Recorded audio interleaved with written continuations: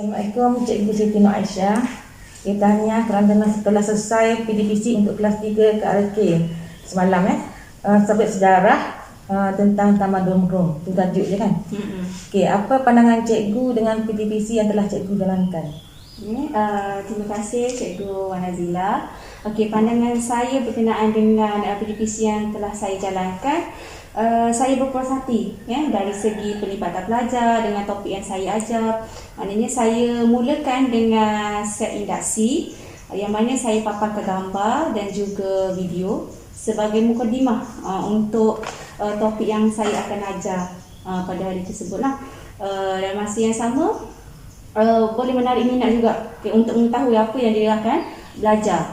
Selain itu saya juga selitkan soalan-soalan kebat yang mana saya nak bagi peluang kepada pelajar untuk memberi pandangan, idea mereka. Contoh soalan saya tanya apa seni bina yang mengagumkan mereka yang ada di Malaysia. Jawapan-jawapan yang dibagi tu sedikit sebanyak memberikan saya puas hati lah. Maknanya ada respon daripada pelajar itu sendiri. Selain itu saya juga melakukan aktiviti PAK 21. Saya memilih Think, Pair and Share, yang mana saya pecahkan kepada beberapa kumpulan dan saya bagikan imbasan kepada pelajar. Dekat kad imbasan tu ada gambar, ada soalan fakta dan juga soalan kebat. Yang mana pelajar perlu berfikir secara berkumpulan dan perlu berkongsi dengan kawan-kawan yang lain setelah siap menjawab tu lah. Jadinya kawan-kawan juga dapat tengok juga apa jawapan daripada kawan-kawan kumpulan yang lain. Selain itu juga saya menggunakan kemudahan ICT yang mana saya tayang slide, saya tayang video, gambar kepada pelajar untuk pelajar lebih faham, lebih mudah faham, tidak berdasarkan buku teks sahaja. Okey, bagus. Bagaimana pula cikgu cuba jelaskan kepada pelajar tentang objektif pembelajaran yang telah dicatatkan dalam ERP cikgu? Berkaitan dengan objektif, sebelum berlangsungnya kelas, saya akan nyatakan dulu objektif secara keseluruhan apa yang ingin dicapai oleh pelajar tentang topik yang saya akan ajar hari tersebut. Objektif tu saya akan beritahu secara khusus apa yang dia akan belajar. Lepas tu saya akan beritahu juga kriteria kejayaan yang pelajar perlu dapat sekurang-kurangnya 4 daripada 7 seni bina. Kalau kurang objektif yang saya nyatakan, saya nak dia orang boleh nyatakan 7, menerangkan 7 seni bina. Tapi untuk kelas 3 KRK, saya target dia orang boleh menerangkan 4 daripada 7 seni bina. Maksudnya lebih khusus. Macam itu. Okey, jadi semalam saya dah tengok juga cikgu ada tulis objektif di papan putih. Kemudian cikgu buat penegasan pada pelajar kan, iaitu cikgu sebut depan murid objektif. Depan pelajar kita, murid kita objektif yang nak dicapai. Rasanya tindakan itu sangat bagus sebab boleh buat murid kita ni lebih fokus untuk capai objektif dalam PDPC cikgu. Soalan yang berikutnya yang mungkin yang terakhir sekali lah.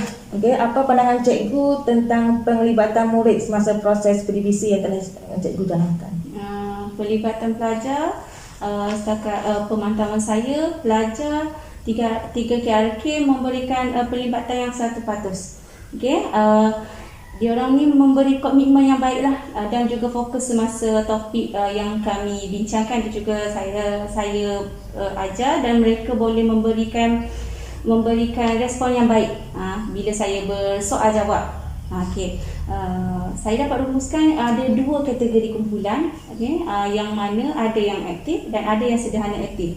Kalau yang aktif ni dia boleh memberikan idea yang baik, maksudnya dia pun tak sabar-sabar nak bagi idea. Untuk kumpulan yang sederhana aktif, walaupun dia kurang bersuara, tapi dia masih lagi bertanya dan boleh berkongsi idea dengan rakan-rakan sekumpulan dan juga boleh bertanya kepada saya. Maksudnya kita nampak ada pelibatan pelajar dan juga pelajar tu secara tidak langsung dia aktif dan fokus dalam kelas. Sebab saya berkonsepkan pelibatan pelajar dan juga berpusatkan pelajar lah. Maksudnya saya masih lagi menjadi pemantau ataupun saya masih lagi membimbing pelajar. Dalam masa yang sama mereka berfikir dan juga mencari idea bersama-sama rakan-rakan itu. Okey, cikgu ada kata tadi penempatan 1%. Saya ada lihat juga tentang aktiviti tersebut dan rasanya sambutan murid tu amat cemerlang lah. Okay. Strategi yang digunakan iaitu think, pair and share itu pun saya rasa amat sesuai lah. Okay, pendapat saya amat sesuai. Tahniah cikgu. Cuma saya nak cadangkan 2 penambahbaikan. Okay. Pertamanya ialah masa aktiviti tersebut murid duduk dalam kumpulan kan.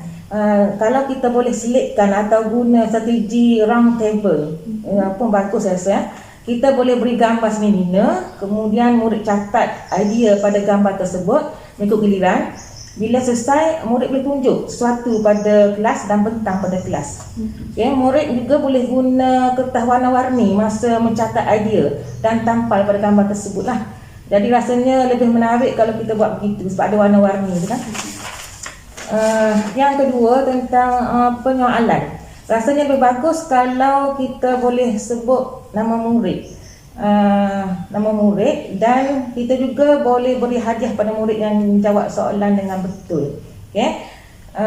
Itu pun boleh menjadi motivasi kepada murid untuk berlumba-lumba menjawab soalan kita lah. Okay? Itu sahaja rasanya Cikgu Siti Nur Aisyah. Jadi tahniah sekali lagi. Cikgu ada guna papan putih, LCD dan kertas edaran masa PDPC dan rasanya sangat menarik. Okay, tapi macam biasalah, sentiasa kena ada motivasi untuk penambahbaikan. Kita sebagai guru, kita mesti sentiasa ada idea untuk penambahbaikan ni bagi menarik pelajar minat pada subjek kita lah. Okay, itu saja, sekian, terima kasih. Terima kasih Cikgu Azila.